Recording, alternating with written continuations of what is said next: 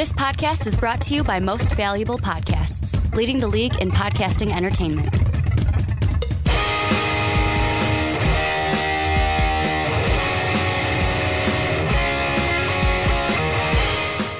What's up, everybody? Ricky Widmer here, along with the Mark Weber. Dub them ease. And we are back for the onside kick for another week of talking NFL football here on Most Valuable Podcast. And we are continuing after a week off. Actually, a week off for both of us, but really 2 weeks for you, Mark. You've not been here in 2 weeks.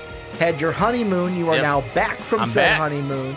And we are now back to start previewing the honeymoon. Like, we had the honeymoon. We're not going to preview the honeymoon. Well, it's already over, so there's not much previewing. We're not going to recap the honeymoon. But we had that week. We also had last week where our computer was on the fritz. And now we're back to preview NFL divisions. And we're going to preview the AFC South this week. If you're new to the podcast, how it works is we start with the bottom feeder from last year, Jacksonville Jaguars in this case. And we work our way through the standings all the way to the Houston Texans is who we will end the podcast with. And Mark, I want to get right into it. Let's start with the Jacksonville Jaguars. This is a team each and every year where I've said in the past where they're kind of like the Sacramento Kings. They're the Sacramento Kings of the NFL for me. And part of why I say that is, especially now with the Kings having their young talent, but this team, every year, it's like, man, so much potential. They've got this, they've got that. Look at the defense, what they added. And then they go out and they shit the bed. And this year, no exceptions to that. In free agency, all they really lost from last year was, they've lost Prince Amukamara. Yeah, they lost Kevin Beachum. They lose Devon House. But however, they add guys like A.J. Boye, who was supposed to go to the Bears, but he didn't and went to Jacksonville as well. It's a lot nicer in Jacksonville. They also get Calais Campbell from the Arizona Cardinals. They get Barry Church, who was from the Cowboys. But then also another good draft class for this team. They go ahead and get Leonard Fournette. They go out and get Cam Robinson to be on the line. They get a guy in Dwayne Smoot in the third round that I like out of our home state team of Illinois. But I think the real question for this team and the starting point for it isn't about the additions coming in. It's about what they already have. Is this the year for Blake Bortles? Like, is this the year, we say it every year, is this the year where we finally say to Blake, either put up or shut up? Because of the coaching changes that have gone in, he now has a hopeful running back weapon behind him with his two wide receivers. Yeah, they don't have Julius Thomas, but is this the year where we finally say, hey, Blake, put up or shut up? Well, you kind of hope so, and I think that Tom Coughlin's existence in the Jacksonville Jaguars system right now is kind of pushing that forward as well. And this is a team who, like you said yourself, they constantly have these expectations. And you get Doug Marrone in here kind of having his chance at redemption at being a head coach. And there was not a lot of commitment to Blake Bortles other than, well, we don't really have anybody else, so yeah, sure, he can be the guy. You get Leonard Fournette. You don't really necessarily get any new wide receiving weapons. Your wide receivers aren't terrible either, so that's not the biggest concern in the world, although I would certainly have been a good splash for them to get an Alshon Jeffrey or something like that, someone who they could have really clung to as this is the weapon for Blake Bortles. They also get Cam Robinson, like you said, so they get some good help on the offensive line. They're doing what they can for him. He really needs to step it up, and Blake Bortles always gets the benefit of the team is down and they throw the ball. That's why people like him in fantasy football. Unfortunately, he throws a little bit too many interceptions. But the big thing for me with Jacksonville is because they are so good on paper every year, they kind of fall into that I gotta see it to believe it category because they always seem to be disappointing you. This team has the ability to get it up, and I actually think that Tom Coughlin's presence can do a lot for this team. I got a big question mark next to Doug Marrone as a head coach because it didn't quite work out, and it wasn't completely his fault over in Buffalo. But it still raises the question mark. I don't really know, and I don't know what the future for Blake Bortles is, but he's got a lot of pieces, so he can make it work. Well, and the reason why it's kind of a different situation or a different attitude, I should say, coming into this year for me for Blake Bortles than it was last year, because you guys should know, if you guys are avid listeners and watchers of the Onside Kick, I was very high on Jacksonville last year. They were one of my teams where in our first prediction, I had them as the first team out. Second prediction, I actually have them as the 6th spot in the playoffs last year. I had them as a playoff team in our predictions, mainly because, I looked at Blake Bortles and I said, you know what? Coming off of that rookie season, was throwing for almost 4,500 yards, or 1,000 yards. He had 4,500 yards. He was throwing for an average of 7.3 yards per average, had 35 touchdowns. Yeah, 18 interceptions, like you said, was a lot, but you have 35 touchdowns, though. Kind of makes up for it a You're little going bit. ahead and you're making up for it. Completion percentage around 60, where that has been the only consistent thing for him, is 58.9, 58.6, 58.9 this past year. However, I thought that they were going to take a step forward.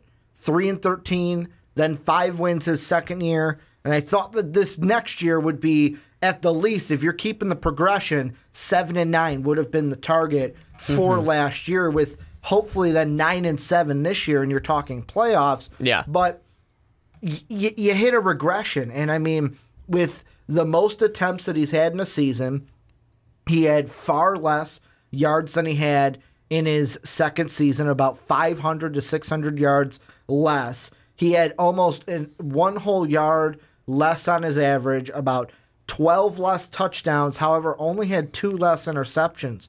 So, last year, you can't pin it all on Blake Bortles, obviously, because obviously the run game didn't help him out. They expected Chris Ivory to be a bigger part than he was. However, he was battling injuries, and when you had him battling injury, TJ Yeldon didn't really carry the load like we thought he would. Yeah. This year coming out, though, we're hoping that Leonard Fournette can carry this run game to maybe give them a shot in the arm, because this offense, to me, is the focal point, only because Blake Bortles has lost a huge weapon when Tom Coughlin and the Jaguars decided, hey, we're going to ship Julius Thomas over to the Dolphins. I don't know how huge of a weapon it really was. He wasn't necessarily as productive as he, obviously, with Blake Bortles as he was with Peyton Manning.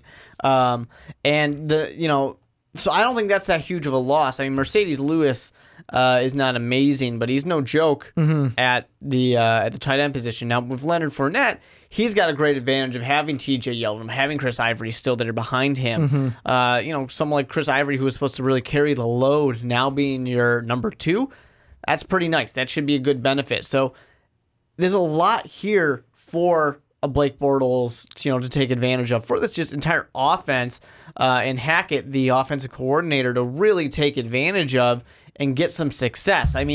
This team, like many teams here, is going to live or die with their young quarterback. And if he can't get going and he can't cut down on those interceptions, if he can't make smarter decisions, if he can get back to that 4,000-yard mark and higher, that's going to be beneficial for him. I think that Leonard Fournette, unfortunately, there's a lot that's going to be on his shoulders, and there's going to be a lot of expectations for him. An early round draft pick, the consensus number 1 running back to take, there's a lot on this kid's shoulders, and he's definitely going to, I think, feel that pressure in Jacksonville, a team that we keep saying should be good, should be good, should be good. It's about time they actually put up. Otherwise, Tom Coughlin and Doug Marrone are going to start getting rid of some guys. I definitely think that the thing from this team last year that I really think is most memorable, they were a 3-13 team, but it's just the fact that everything was just kind of below average. Nothing about this team was terrible. There was nothing that was that bad. They were not bottom for much. It was just the fact that this team was a little bit below average, and the games didn't go their way because of the fact that teams were just a little bit better than them. So this isn't a team that's that far away. You add a piece like Leonard Fournette, and you get an effective run game, and that's going to make Blake Bortles' job easier. That's going to make Allen Robinson's life easier.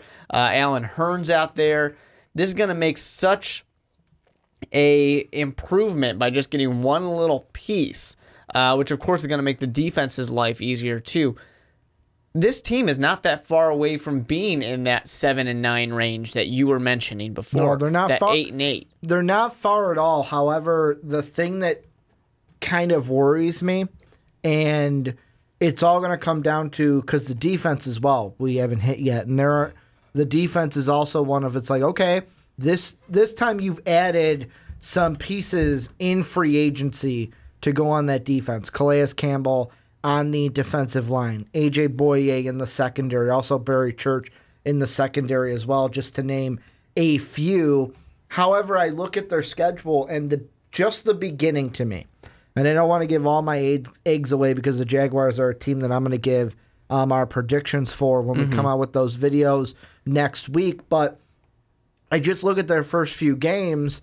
You start on the road at Houston. I know Houston might be throwing out a rookie quarterback there. However, they have a team around that rookie quarterback to where it's a little bit more stable of an environment. That the big thing that they have missed is a quarterback that could get the job done after overpaying for Brock Osweiler. The Titans, depending on Marcus Mariota does, that could be a tough home game for you. The Ravens are a tough game. You have the Steelers week 5, the Colts week 6. Like, there is a chance this team could be 2-5 at the worst, because I don't think you lose to New York or the Rams. I think those are winnable games and easy wins for you guys. But there's a possibility you're 2-5 heading into your bye week, week 8. Yeah. And, when you really look at these schedules, an important thing to note last year for the Jaguars is they lost 6 games by 1 possession. So they had the opportunity to get some of these games. And that's why I said that this team, a big problem for them, which is that they were slightly below average and teams were just a little bit better. When I say that they're just a little bit better, I'm just basically saying that these are these 1-possession games where they can turn it around and they can win. Of course, they won 2 games by just 1 possession as well. So, I mean, that's not that great in their side. And that Bears game, wasn't that one where they had to come back and win that one? Yeah, yeah. And that was a game that, I know we know about it only because we live here in Chicago, but that was a game even Bear fans were like, we should have had that one. So they won that game. Well, that's what I'm saying. Yeah. That was one that they won that yeah. Bears fans are like, we should have had that one that could have been a loss. Yep. And that was one of those things where for this team, you just start turning some of these things around and you start making those, less mistakes for Blake Bortles, the run game being more effective, eating up more clock, and all of a sudden you're going to start turning these 1-possession games, getting a few of these, picking up 2-3 more wins in a season, and that's going to be super beneficial for you. Can the Jacksonville Jaguars make smarter decisions? Can this run game be more effective than last year? I would have to think it should be. Tom Coughlin being there. Tom Coughlin knows how to work with quarterbacks. And, of course, people in the comment section are already saying that Eli Manning is no shy away from interceptions, but he knows how to work with good quarterbacks. He can get more, hopefully, out of Blake Bortles. But the hard thing is, because we all want to talk about Tom Coughlin, but Tom Coughlin's not the head coach. He's not the GM. He's got this weird role. President of football operations. Yeah, he's got this weird role where he's taking certain things and ready to step in anytime he needs to step in. He's like an advisor almost. Yeah, so it's like, how much is he going to help Todd Wash get this defense to perform better with their new additions on defense, which I like these additions quite a bit.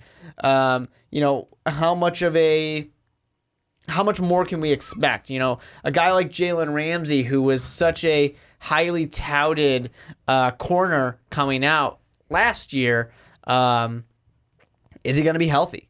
Is he going to play? Is he going to make an impact? Is he going to make a difference for this team? These are the things that they need, because Jacksonville fans, you guys are no stranger to injury issues, especially if you're young players that you have a lot of promise with. So they need to keep a healthy team out there. This sounds so John Madden-esque, but they need a healthy team in Jacksonville finally if they have any hope of turning things around. Well, and the thing that I'm looking at is the thing for Ramsey. You mentioned one of them was, can he stay healthy? But if he can, having A.J. Boye out there Huge help. is going to help. And A.J. Boye, coming from a team where the Houston Texans were the second least amount, like their defense gave up the second least passing yards at 201.6. Now they have an amazing pass rush. Yeah, so that helps. The only defense that gave up less yards, Denver's defense at 185.8. Yeah. So that's something to look at as well. And with this defense, because the big 3 points for me coming into this season is, one, can the offense put more points up on the board? They only had 19.5, I want to say, points per game last season, 19.9 points per game last season. That was ranked 25th in the NFL. You got to put up more points than that. There's no excuse for that. However, the other 2 points are on defense. Can you limit passing attacks? Because I mentioned the passing yards for Houston, but this Jacksonville team also gave up 25 points per game, and they ranked 25th in points allowed per game. They were 5 away from being the worst defense points per game last year. That was the 49ers with 30 points given up on average per game. Can they limit the points per game that they throw up? And can these new additions, can everything work together? Because on paper, I love this defense. Donta Fowler Jr., Malik Jackson, Sheldon Day, a nice front 7 with Calais Campbell now coming in with that front 4. The linebackers of Paul Posluszny and Miles Jack, with now the secondary of Boye, Ramsey, Church. Can these pieces that look good on paper, can they now fit together and do things for this team that we expected them to maybe do last year? And the year before that. This team on paper has always been good. And that's the kind of thing of like this year, I'll be honest. Like last year I was high on Jacksonville. This year I'm not, only because it's like, well, you know what? You fooled me once, shame on you. Fool me twice, shame on me. You ain't going to do it again. I ain't going to pick you to go to the playoffs. Yeah. And I don't necessarily have high hopes for Jacksonville yet, just because there's too many question marks right now. There's too many things I need to see different. But it's a team that if they go 7-9 this coming year, I'm not going to be surprised. I'm just going to say, all right, they turned it on. Good for them. You know, that's kind of where I fall for Jacksonville is I'm not going to be surprised that they're bad. I'm not going to be surprised that they're good. I'm just going to I understand that the team can go in either direction. And I think that's what Jacksonville Jaguar fans need to understand. When they're coming into the season, they need to understand that their team has everything they need to be a good team. They just haven't been able to put it together yet. And you hope that a guy like Doug Marrone can kind of, whip these kids into shape, essentially. You hope that Leonard Fournette turns things around. You hope that some of these additions to the defense really solidify that and make this team better. But, I wouldn't bet your paycheck on it. Last thing I want to ask you to kind of end this before we move on into the Colts has to do bringing it full circle back to the quarterback situation. Yep. If this team finishes with another top 5 pick next year, I'm putting you in the driver's seat. You are making the draft pick in the first round. You have a top 5 pick. Yep. Do you take a quarterback and say it is done with Blake Bortles if you're in the top 5 again? I most likely will take a quarterback. The only exception is I know this sounds dumb, but if the value really isn't there. For example, if 1 and 2 they take quarterbacks and I'm like 4, I'm not taking a quarterback. Well, I say that it's not dire need. This could be the year where we have like a ton of quarterbacks that are worthy of top 10 spots. Let's wait and see how college football season goes. We do have to wait for that. Plus, the thing that you got to look into, and this is another thing kind of with the Blake Bortles to end it, after this year, next year's his contract year. So, of course, if he has 2 duds, you're not going to pay for him like you would for the other quarterback contracts we've seen. However, are you going to want to bring him back, or are you going to want to look for that next option? And there's going to be free agent quarterbacks out there, too. In Jacksonville... Hey, Tony Romo and Jay Cutler still don't have jobs. That's right. You can sign one of those guys. I think they're going to be enjoying their nice, their nice cushy job commentating. But if this team too, if it's got a lot of pieces that are there, if this defense improves, if you get another weapon or two in the draft next year, this is a very appealing job for. I don't know, if you look at Garoppolo, if you look at Kirk Cousins, these guys who are going to be available, and maybe even Kirk Cousins could be available. You're right. Yeah, maybe even if Ginger Giraffe impresses here in Chicago. I'm honestly blanking on his name. Did you just call Mike Glennon? There we go, Glennon. Giraffe? Well, I mean that's basically what he is essentially. I honestly couldn't think of his name, which is unfortunate. But if he honestly impresses... Trubisky's your starting quarterback anyways. Well, yeah, exactly. If he honestly impresses in Chicago, and they're not going to probably keep him around. No. Because they're not going to have... He's a one-year rental. Yeah, they're not really going to have that great of a season anyways. Eventually, Trubisky comes in week 10 or something like that. Maybe you might grab a guy like that. I don't know. Not saying it's going to happen. Just saying there will be options. Well, this is where I want to turn on to you Jacksonville guys. fans hate me for saying that they're going to get Mike Glennon next year now. Jacksonville fans, let us know down below. What do you guys think of your team this year? And really, to me, the big question mark is Blake Bortles. How do you expect him to be? And I'm going to pose the same question to you. If you guys are a top 5 pick next year, are you taking a quarterback? Are you done with Blake Bortles? Or do you see how he does in that contract season? Let us know down below in the comment section.